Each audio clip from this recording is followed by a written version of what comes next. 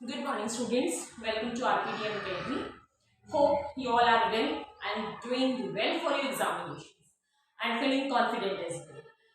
So, bete, in yesterday lecture, I made you clear about the Napoleon Code, and that code was known as the Code of 1804. कि जहां जहां Napoleon ने अपनी forces भेजी, जहां जहां नेपोलियन ने आपने अपना रूल सेटअप किया, एक मिलिट्री रूल सेटअप किया, जहां जहां भी नेपोलियन ने वहां वहां उसने क्या किया, उसने कुछ मेजर्स और प्रैक्टिसेस इंप्लीमेंट कर दी एंड बहुत सारे एडमिनिस्ट्रेटिव रिफॉर्म्स किए, बहुत सारे प्रशासनिक सुधार किए। लेकिन अब जब प्रशासनिक सुधार हुए तो लोगों को लगा, people were extremely happy and business groups were also extremely happy कि now they would facilitate their trade easily, but they did not enjoy the political freedom as soon the reaction of the people of where he took control of the regions turned hostile. Beginning में ये लगा था, जहां जहां भी Napoleon Bonaparte की forces गई, beginning में लोगों को लगा, शुरुआत में लोगों को लगा कि अब जो फोर्सेस हैं, जो फ्रेंच आर्मी है, वो क्या है, हार्बिंजर ऑफ लिबर्टी है। यानी किसको एक तरह से किसको वो कर रहे हैं वो लोग कि लिबर्टी को, फ्रीडम को शो कर रहे हैं। ठीक है, और वो क्या करेंगे, अब वो किसके इनिशिएटिव बन गए हैं, किसके इनिशिएटिव बन गए हैं, लिबर्टी के, फ्रीडम के। बट ऐसा नहीं हुआ। सून लोगों को रियलाइज हो गया कि उनके ऊपर बहुत सारे फाउंडेशंस लग गई हैं, जैसे कि टैक्सेशन इंक्रीज कर दिया था and force recruitment in the French army as well. इसके साथ साथ सेंसरशिप लॉज लागू कर दिए थे, यानी लोगों को किसी भी तरह की पॉलिटिकल फ्रीडम अलाउ नहीं की गई। तो अब देखिए section second of the chapter nationalism in Europe, rise of nationalism in Europe. The second concept start from the making of nationalism in Europe. See, हम बिगिनिंग से ये कर रहे हैं कि भाई हमें पता है कि इन बिफोर 19th सेंचुरी जो मैप आज हमारे पास यूरोप का, जैसे आप फ्रांस देखते हो, इटली देखते हो, ब्रिटेन देखते हो, इंग्लैंड देखते हो, जर्मनी, स्विट्जरलैंड, तो इस तरह के कोई भी इंडिपेंडेंट नेशंस नहीं थे। क्यों नहीं थे, रीजन क्या है इसके पीछे? रीजन एक ही सिंपल रीजन था कि जहां जहां कुछ डिफाइंड टेरिटरीज होती थी, कुछ डिफाइंड एरिया, जिसमें जिसका जितना कंट्रोल था उसके ऊपर किसका रूल होता था। ऑब्वियसली ऑटोक्रेटिक रूलर्स का रूल होता था, अरिस्टोक्रेसी का रूल होता था। ठीक है, so some of the key points are given here. See, हाँ, ऑटोनॉमस टेरिटरीज थी बेटा वहां पर, जो आज फिलहाल जो आपकी जर्मनी है, जो यूरोप का इटली है, स्विट्जरलैंड, यहाँ पर जो रूल था वो किसका था? ऑटोनॉमस टेरिटरीज का था, यानी सेल्फ गवर्निंग गवर्नमेंट्स थी यहाँ पर। किसने रूल किया था इनको? जो डचेस थे उन्होंने रूल किया। यहाँ किसने रूल किया? डचेस ने रूल किया। ठीक है, जो डचेस थे बेटा उन्होंने यहाँ पर क्या किया? रूल किया। जो ड्यूक्स थे, डच के जो ड्यूक्स थे, उन्होंने रूल किया and these territories, these regions were divided into cantons। एक वर्ड यूज हुआ है cantons, जिसका मतलब क्या था कि एडमिनिस्ट्रेटिव पर्पस के लिए ये टेरिटरीज को डिवाइड कर देना। ठीक है, it was known as cantons. तो यहाँ पर इस एरिया में जो आज का जर्मनी है, यूरोप में इटली है, स्विट्जरलैंड में, यहाँ किसका रूल था? डचेस का रूल था। ठीक है, and they cantonese these territories. Next, जो ऑटोक्रेटिक मोनार्कीज जिस रीजन में थी, ऑटोक्रेटिक मोनार्कीज का मतलब क्या था कि जो मल्टी डायनेस्टिक जो रूलर्स थे यहाँ पर, ठीक है, जो कि एक तरह से राजशाही जिसे आप कह सकते हैं, निरंकुश राजशाही, यानी कि उनके ऊपर किसी का कोई कंट्रोल नहीं था। तो जो ऑटोक्रेटिक मोनार्कीज का रूल था वो कहाँ था? ईस्टर्न एंड सेंट्रल यूरोप का जो रीजन है वहां पर किसका रूल था? इस ऑटोक्रेटिक मोनार्कीज का रूल था। इसके अलावा जैसे कि ऑटोक्रेटिक मोनार्कीज में ही आप एग्जाम्पल ले सकते हैं, जैसे मैंने आपको first second chapter of history में समझाया था ओटोमन एम्पायर का रूल, है ना। ऐसे ही ऑस्ट्रिया और हंगरी, जो आज का ऑस्ट्रिया और हंगरी है, वहां पर किसका रूल था?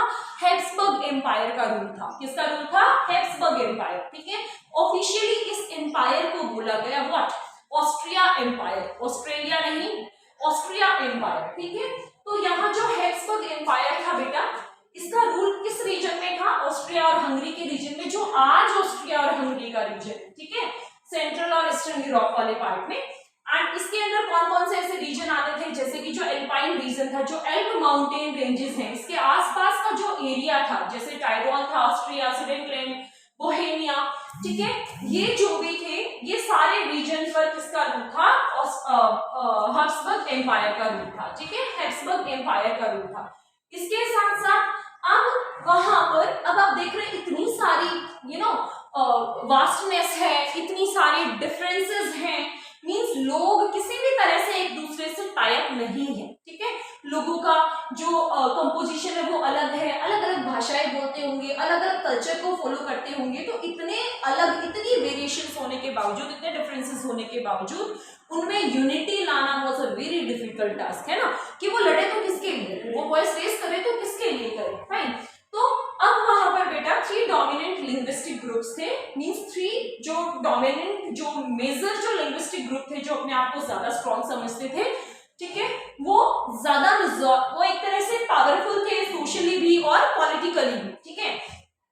तो जो 3 डोमिनेंट ग्रुप थे उनमें से एक था किसका, जर्मन स्पीकिंग का। तो यहाँ जो हैब्सबर्ग एम्पायर में जो अरिस्टोक्रेट्स थे, जो एलिट ग्रुप था, जो रिच ग्रुप था, जो ऑटोक्रेटिक ग्रुप था, वो कौन सी लैंग्वेज बोलते थे, वो जर्मन लैंग्वेज बोलते थे। हैब्सबर्ग एम्पायर में जो निरंकुश जो शासक थे वो कौन सी लैंग्वेज बोलते थे, जर्मन लैंग्वेज बोलते थे। अब इसके साथ साथ ही इटालियन स्पीकिंग रीजन था, सेकंड जो ग्रुप था वो कौन था, इटालियन स्पीकिंग रीजन था। जो इटालियन जो लैंग्वेज बोली जाती थी वो कहां पर, लॉम्बार्डी, जो आज का लॉम्बार्डी है, और जो वेनेशिया का पार्ट है वहां पर कौन सी लैंग्वेज बोली जाती थी, इटालियन लैंग्वेज बोली जाती थी। और हंगरी वाले रीजन में हाफ पॉपुलेशन क्या बोलती थी, Magyar language, where is half of the population speak different dialects, अलग अलग बोलियां बोलती थी, यानी लोकल लैंग्वेजेस थी उनकी, वो बोलती थी, ठीक है।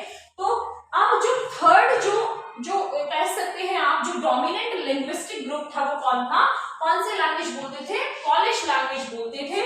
और गैलिशिया के रीजन में, जो गैलिशिया में जो अरिस्टोक्रेसी थे, जो अरिस्टोक्रेट्स कौन थे, जो एलिट ग्रुप था, जो एजुकेटेड ग्रुप था, जो already socially politically influenced group था, ठीक है, जो एक ताकतवर ग्रुप आप कह सकते हैं, ठीक है, तो वो कौन सी लैंग्वेज बोलते थे, पॉलिश लैंग्वेज बोलते थे, फाइन।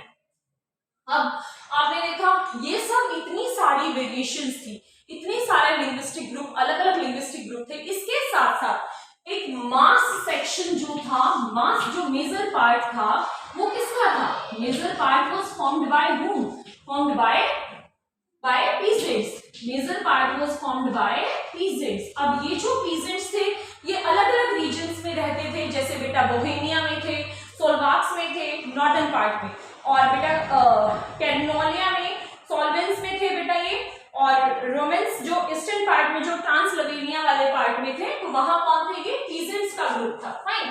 तो अब इतने सारे वेरिएशंस होने के साथ साथ उनमें किसी भी तरह की कोई भी एथनिक इक्वालिटी नहीं थी। एथनिक का मतलब होना कि मींस कोई ऐसी कॉमन आइडेंटिटी नहीं थी जिससे वो अपने आप को किसका पार्ट समझे, एक दूसरे का पार्ट समझे और एक दूसरे में हार्मोनियस नेचर डेवलप कर सके। तो इस तरह की कोई सिमिलैरिटी उनमें नहीं थी, only they were tie up. अगर ये सारे के सारे इतने सारे जो ग्रुप्स थे, ये सारे डिफरेंट ग्रुप्स अगर वो टाई अप थे तो under a single ruler, the common identity was there कि they were ruled by a common ruler, ठीक है, बस यही एक सिंगल आइडेंटिटी थी। तो फिर इतने बड़े यूरोप को इंडिपेंडेंट कराने के लिए वहां से जो एक तरह से ऑटोक्रेटिक जो मोनार्किकल सिस्टम था उसको अपरूट करने के लिए कितनी सारी प्रॉब्लम्स को फेस करना पड़ा होगा। और ये सब एक दिन में तो नहीं हुआ, एक सेंचुरी में भी नहीं हुआ, even it took more than century, fine. So next section है आपका the aristocracy and the new middle class. जो अरिस्टोक्रेसी थी रेफर्स व्हाट, जो रिच सेक्शन था, जैसे कि जमींदार्स, ठीक है। Aristocracy was formed by the privileged section, जिनको बहुत पहले से ही सारी सुविधाएं मिल गई थी, जो सोशली और पॉलिटिकली क्या थे, ताकतवर थे, रिच थे, ठीक है। अब जो अरिस्टोक्रेसी थी उन्हें क्या क्या बेनिफिट्स मिल रहे थे, जैसे कि it was the landed group, ठीक है, it was the landed aristocratic group that was in dominant, जो कि पावर में था, ताकत में था। आप जमींदार ग्रुप यहाँ कह सकते हैं इसको।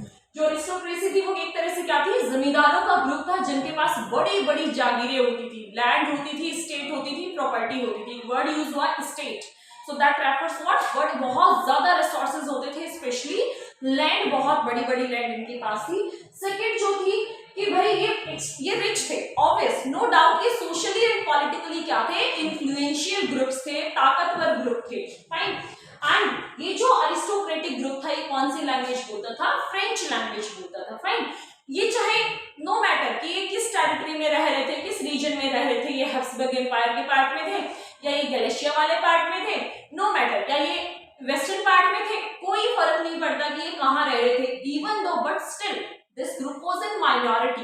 न्यूमेरिकली ये जो ग्रुप था ये बहुत छोटा था। कौन सा? अरिस्टोक्रेटिक जो ग्रुप था ये बहुत छोटा था, बट सोशली और पॉलिटिकली ये बहुत ताकतवर ग्रुप था। ये समझना है यहाँ पर कि न्यूमेरिकली ये थोड़े थे, संख्या में थोड़े थे, लेकिन सामाजिक और प्रशासनिक तौर पर, राजनीतिक तौर पर इनके हाथ में ताकत थी, पावरफुल थे। फाइन, तो अब इनके बीच में जो कॉमन कम्युनिटी थी, जो एक कॉमन थिंग थी, जो कॉमन आइडेंटिटी थी कि ये नो मैटर ये किस टेरिटरी में रह रहे थे, even they were tied up, they were allied with one another aristocratic group by the marriages। एक दूसरे के साथ इनके जो संबंध जुड़े हुए थे, अपने जैसे ही अरिस्टोक्रेटिक ग्रुप में इन्होंने जो रिलेशन सेटअप कर रखे थे वो कैसे किए थे? Through the ties of marriages. ठीक है, शादी कर करके एक दूसरे के साथ, अरिस्टोक्रेटिक ग्रुप के साथ इन्होंने अपने रिलेशन सेटअप कर रखे थे। फाइन, एंड जो थर्ड जो कम्युनिटी थी इसमें कि जो अरिस्टोक्रेटिक ग्रुप था वो क्या, कौन सी लैंग्वेज बोलता था बेटा? फ्रेंच लैंग्वेज बोलता था। इसके साथ साथ दे हैड बिग स्टेट्स,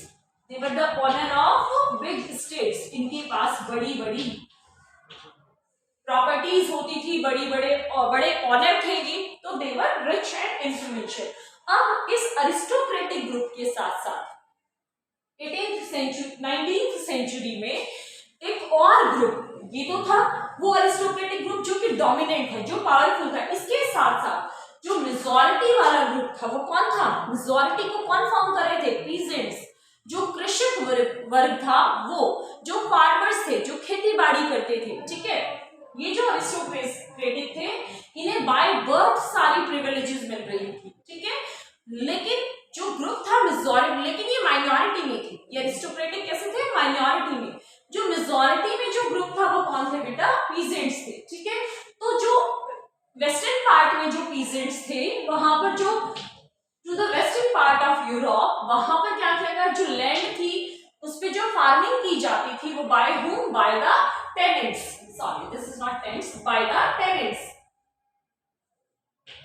कौन करते थे? टेनेंट्स। टेनेंट्स का मतलब क्या होता है? पट्टेदार, किराएदार, यानी जमीन को ये इन जमींदारों से वो लोग क्या ले लेते थे? रेंट पर ले लेते थे और खेती बाड़ी करते थे। ठीक है, बदले में इन अरिस्टोक्रेटिक ग्रुप को क्या सबमिट कराते थे? टैक्स, रेवेन्यू पे करते थे। ठीक है, तो वेस्टर्न पार्ट में जो लैंड थी दैट वाज फार्म्ड बाय और agricultured by tenants and the small owners. ठीक है, वेस्टर्न पार्ट के जो पीजेंट्स ग्रुप्स था वहां पर जो लैंड को कल्टीवेट किया जाता था वो कौन करते थे? टेनेंट्स करते थे, और इसके साथ साथ ही और कौन करते थे? स्मॉल ऑनर्स होते थे, वो करते थे। वेयरएज इन ईस्टर्न और सेंट्रल यूरोप में ये कंडीशन अपोजिट थी। ठीक है, ईस्टर्न पार्ट और सेंट्रल यूरोप में जो खेती बाड़ी की जाती थी वो कौन करते थे? By serfs. सर्व्स एक वर्ड यूज हुआ है, टर्म यूज हुई है, सर्व्स। ठीक है, सर्व्स का मतलब क्या था बेटा? They were known as agricultural labours. Serfs were known as agriculturist और एग्रीकल्चरल लेबर्स, यानी कि ये जो सर्व्स थे बेटा ये एग्रीकल्चरल लेबर्स थे। इन्हें लाइक एक तरह से गुलाम, स्लेव थे, ये दास थे, गुलाम थे। ठीक है, इनको किसी भी तरह की कोई एक पर्टिकुलर वेजेस नहीं दिए जाते थे, मतलब पर्टिकुलर इनको दिहाड़ी मजदूरी नहीं दी जाती थी। ये गुलाम थे, इन्हें अपने ऑनर के अंडर रहकर काम करना होता था। And even they were treated very badly, इनके साथ अच्छा व्यवहार नहीं किया जाता था। इसके साथ साथ इन्हें वॉर्स में भी भेजा जाता था, युद्ध करने के लिए भी आर्मी में भर्ती कर लिया जाता था जबरदस्ती। और इनकी कंडीशन इतनी बुरी थी कि at the time of warfare they were एक तरह से देवर फोर्स्ड टू ब्रीड। ठीक है, बच्चे पैदा करने के लिए इन्हें जबरदस्ती बाध्य किया जाता था यूरोप में। ठीक है, सो दीज इनकी जो सर्व्स, जो एक तरह से स्लेव्स थे, their condition was extremely harsh. ठीक है, they were tortured and freely they have to pay the services to their owners. Fine. तो जो ईस्टर्न और जो सेंट्रल पार्ट था यूरोप का, वहां पर जो कल्टीवेशन करता था वो कौन सा ग्रुप था? वो सर्व्स करते थे। वेयरएज जो वेस्टर्न पार्ट था वहां जो लैंड को कल्टीवेट किया जाता था by the tenants and by the small owners किया जाता था। ठीक है, अब जो वेस्टर्न और कह सकते हैं आप सेंट्रल यूरोप का जो वेस्टर्न पार्ट था, सेंट्रल यूरोप के ही वेस्टर्न पार्ट की बात कर रहे हैं, वहां पर कंडीशन थोड़ी अलग थी। वहां पर ना वो पीजेंट्स का कोई इस तरह का डोमिनेंट ग्रुप था, वहां पर कौन थे, middle class, means people were engaged, लोग किसमें एंगेज थे, लोग एंगेज थे इंडस्ट्रियलाइजेशन में। ठीक है, अब जब इंडस्ट्रियलाइजेशन होगा तो ऑब्वियसली प्रोडक्टिविटी इंक्रीज होगी। ठीक है, तो सेंट्रल यूरोप के वेस्टर्न पार्ट में जो कंडीशन थी, what was that, it led the growth of industrialisation. वहां पर क्या हो रहा था, इंडस्ट्रियलाइजेशन प्रोसेस ग्रो अप हो रही थी। तो नो डाउट के जो इंग्लैंड वाला रीजन है वहां पर इंडस्ट्रियलाइजेशन सबसे पहले स्टार्ट हुआ था ना, औद्योगिक क्रांति वहां सबसे पहले आई थी 18th सेंचुरी के सेकेंड हाफ में। वेयरएज अब सेंट्रल यूरोप में जो इंडस्ट्रियलाइजेशन स्टार्ट हुआ, बिगिन हुआ, वो कब से हुआ बेटा जी, 19th सेंचुरी से स्टार्ट हुआ, मींस थोड़ा लेट आया वहां पर इंडस्ट्रियलाइजेशन का ट्रेंड।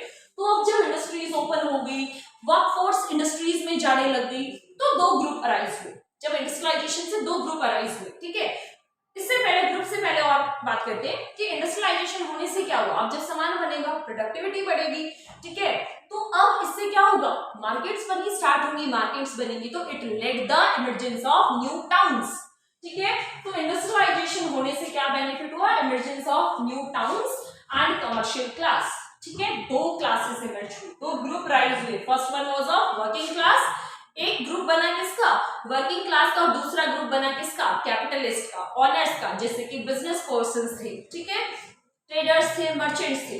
सो इंडस्ट्रियलाइजेशन की ग्रोथ होने से क्या बेनिफिट हुआ, it led the emergence of new towns and commercial classes and new two social groups emerged, one was of working class and second one was of middle class. इस middle class में कौन थे बेटा जी businessman थे, business group थे, traders थे, merchants थे।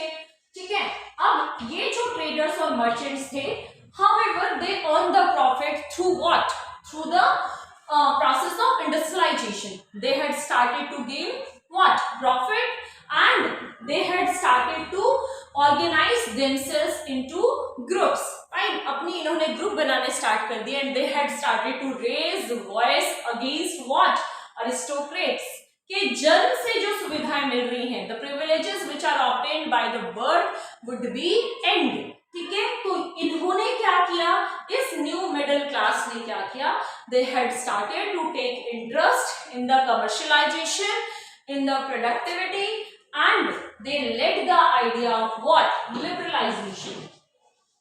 लिबरलाइजेशन, इन्होंने किस आइडिया को लेड किया, लिबरलाइजेशन। इन्होंने अपनी एक नॉर्मल ड्यूटी समझी कि अब जो प्रिविलेजेस हैं, जो बाय बर्थ है, उसको क्या करना चाहिए, अपोज करना चाहिए। इन्होंने स्ट्रांगली जो प्रिविलेजेस बाय बर्थ मिली हुई थी उनको क्या किया बेटा जी, अपोज किया, एंड इन्होंने किस आइडिया को कैरी किया, आइडिया ऑफ लिबरलिज्म। ठीक है, लिबरलिज्म का जो आइडिया था उसको कैरी किया, और लाइक एक तरह से एक नया ग्रुप सोसाइटी में इन्फ्लुएंशियल ग्रुप बना, एक डोमिनेंट ग्रुप बना, that was of middle class. So in such way, the rise of middle class took place in European society, and this was the group who took the idea of liberalization all around the Europe. इसके बाद in tomorrow's lecture, I will discuss with you what does liberalism mean, कि political level पे liberalism का मतलब क्या था। वैसे तो लिबरल का मतलब क्या होता है, फ्रीडम। ठीक है, लेकिन पॉलिटिकल लेवल पे क्या था, सोशल लेवल पे क्या था, इकोनॉमिकल लेवल पे इसका मतलब क्या था, कमर्शियल लेवल पे क्या था। So all these things we will discuss in the further lecture. Till here, thank you so much. अगर आपके कोई भी डाउट्स हैं तो आप कमेंट सेक्शन में अपने डाउट्स रख सकते हैं। Thank you.